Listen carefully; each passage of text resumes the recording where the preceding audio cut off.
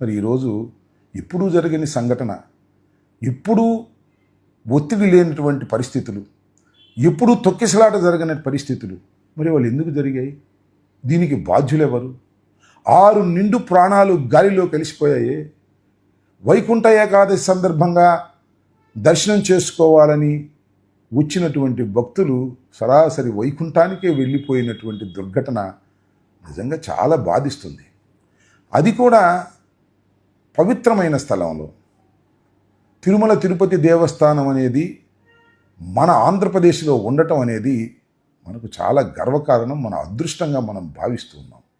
దాన్ని చాలా పవిత్రమైనటువంటి ప్రాంతంగా, పవిత్రమైనటువంటి స్థలంగా మనం అందరం భావిస్తాం. దాన్ని అలాగే చూసుకుంటూ వచ్చారు గత ప్రభుత్వాలు కూడా.